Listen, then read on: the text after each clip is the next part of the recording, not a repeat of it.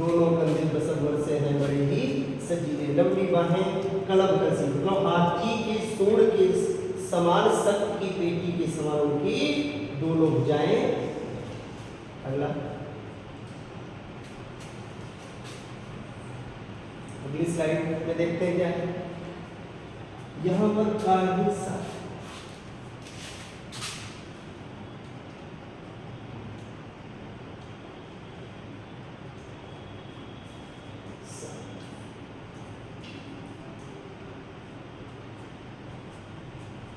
देख लेते हैं क्या है कि राजाओं सा सिर पर लसा दिव्य आपी होगा, शोभा होगी उमय स्तुति में स्वर्ण के कुंडलों की, नाना रत्न कलित भुज में मंजू के यूर होंगे, मोती माला लसित उनका कंबुसा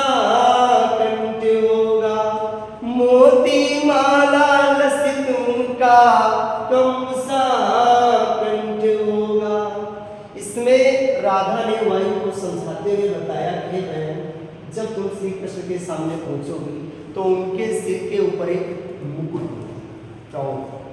क्या होगा? एक मुकुट होगा। राजाओं की भांति उनके सिर के ऊपर एक मुकुट होगा। आपी रापी माने मुकुट।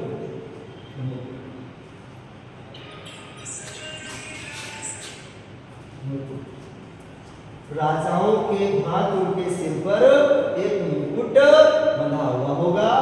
शोभा होगी उभय स्तुति में स्वर्ण के कुंडल। शोभा होगी, उभय माने दोनों, उभय माने दोनों, स्तुति माने कानों, दोनों कानों में स्वर्ण सोने के कुंडलों की, अर्थात श्री कृष्ण अपने दोनों कानों में सोने के कुंडल में सोने के कुंडल पहने हुए हैं। उनकी शोभा और भी ज्यादा बढ़ रही होगी। नाना रत्ना कलित, नाना रत्ना कलित, नाना रत्ना कलित अर्थात नाना प्रकार के, विभिन्न प्रकार के रत्नों से जड़ित उनकी भुजाओं में सुंदर, मंजू माने सुंदर भुजबंद बने हुए। ये बात बताएं कि विभिन्न प्रकार के रत्नों से जड़ित उनकी भुजाओं में भुजबंद बंधे हुए होंगे। वो अपनी भुजाओं में भुजबंद पहने हुए हैं और मोतियों की माला लसित कमुसा, कमु माने शंख के समान, शंख के समान उनके गले में मोतियों की माला पड़ी हुई। कंठ होगा उनका, कंठ उनका गला कैसा होगा? शंख के समान, उस शंख के समान गले में मोतियों की माला पहने हुए होंगे श्री कृष्ण। ये बात बताई राधा ने वायु से। तो इसमें भी रसचंद अलंकार बता देता हूँ, पहले से बताता चला आया हूँ कि पूरे पाठ में पवन दूतिका में भाषा जो बच्चों आपकी होगी, भाषा जो होगी क्या होगी? खड़ी बोली, भाषा खड़ी बोली होगी, भाषा खड़ी बोली। छंद जो होगा मंदा क्रांता, छंद मंदा क्रांता होगा। अलंकार की और रस की बात करें, रस की बात करें, वियोग श्रृंगार है, वियोग श्रृंगार है, रस वियोग श्रृंगार है। अलंकार, अलंकार क्या है? अनुप्रास,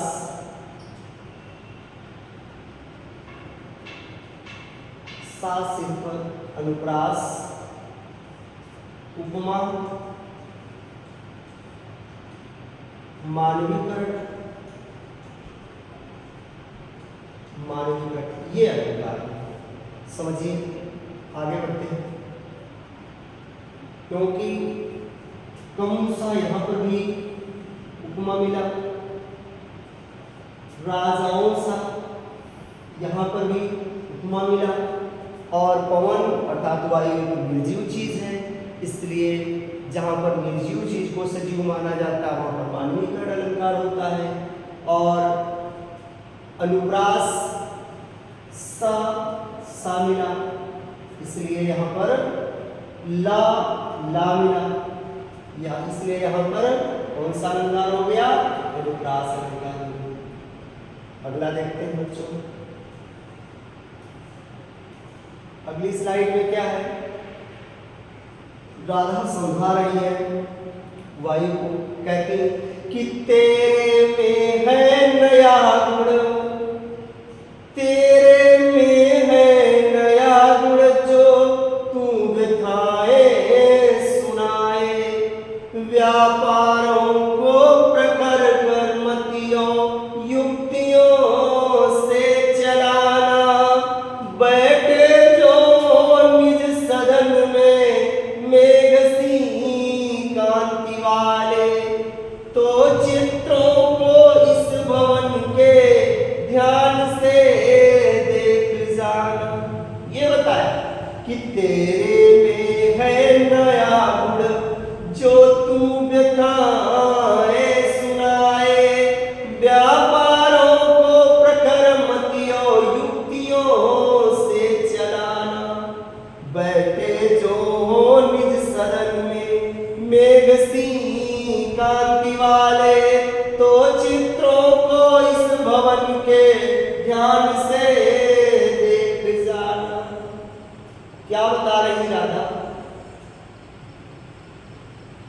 वायु से कि हे बहन वायु, तेरे में यह गुण नहीं, क्योंकि तुम्हारे अंदर जो गुण है दूसरों की पीड़ाओं को दूर कर, तुम्हारे अंदर ये गुण नहीं, बिल्कुल भी नहीं है कि तुम अपनी व्यथाएं दूसरे को सुनो, बल्कि दूसरों की व्यथाओं को, दूसरों की पीड़ाओं को हरण करना, दूसरे के दुखों को हरण करना तुम्हारा काम है।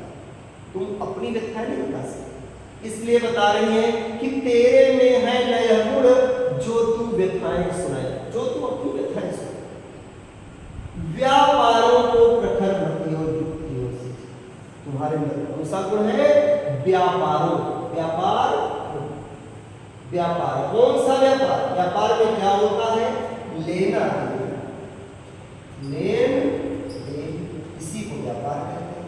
यहाँ पर क्या लेना है, क्या देना है? यहाँ पर राधा के द्वारा भेजा गया संदेश श्री कृष्ण को सुनाना है, और श्री कृष्ण से जो वापस जवाब मिले उसको राधा को सुनाना है। बस इसी को यहाँ पर, इसी को बताया है व्यापार, संदेश लेना और संदेश देना। दूसरी बात, ये वायु है, और जैसा कि हम जानते हैं वायु प्राणवायु होती है। जब हम वायु को खींचते हैं तभी दूसरी वायु छोड़ते हैं, अर्थात एक बार सांस खींचते हैं, सांस छोड़ते हैं, ये भी वायु का ही कार्य होता है। तो राधा ने बताया इस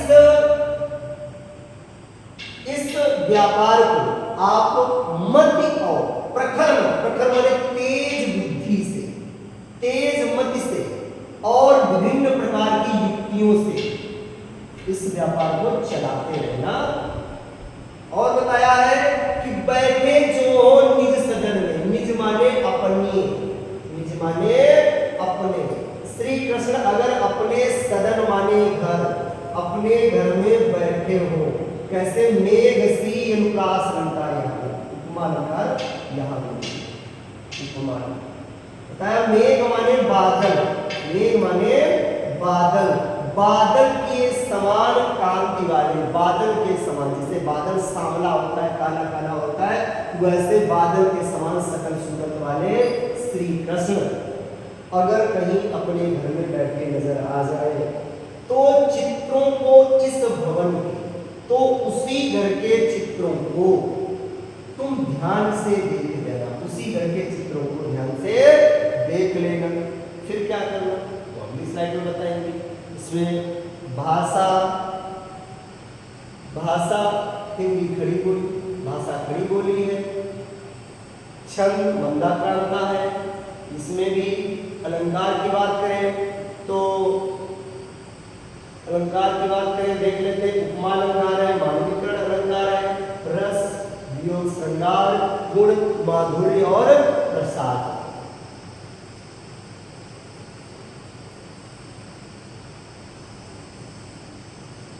इसमें देखते हैं, इसमें राधा क्या समझा रही है, श्री कृष्ण को समझा रही राधा कि जो चित्रों में विरह विधुरा, जो चित्रों में विरह विधुरा, कामिले चित्र कोई, तो जाके निकट उसको भाव से यो हिलाना। प्यारे होके चकित जिससे चित्र की ओर देखे, आशा है यूं सुरति उनको हो सकेगी हमारी।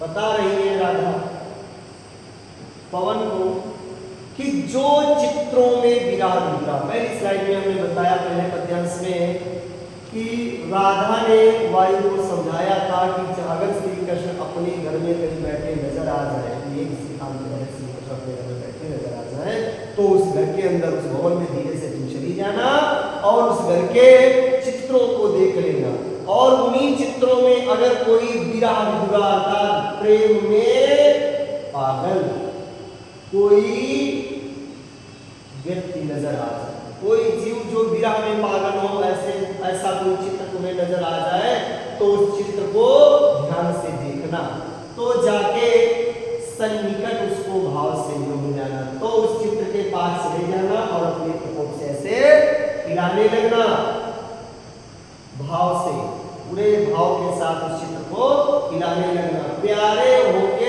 चकित जिससे चित्र की ओर देखे, चित्र की ओर देखे, जिससे श्री कृष्ण, जिससे मेरे प्रियतम श्री कृष्ण प्रेम सहित उस चित्र की ओर उनकी नजर अवश्य पड़ेगी, श्री कृष्ण की नजर अवश्य पड़ेगी। प्यारे होके चकित, श्री कृष्ण आश्चर्यचकित होकर उस चित्र की ओर देखने लगेंगे।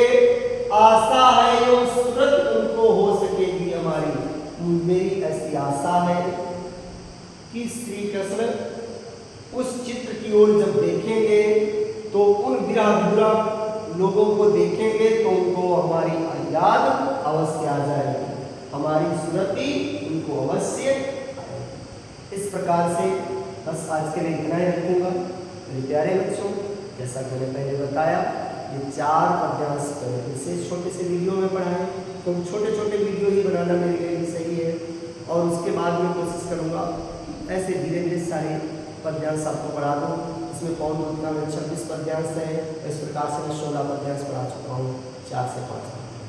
आप लोग इनको देखिए अच्छे से और अच्छे से समझिए। जितना ये कमेंट करके मुझे इतना जरूर बताते रहना कि किस पद्यांश में कौन सी चीज़ समझ में आई, कौन सी समझ में नहीं आई।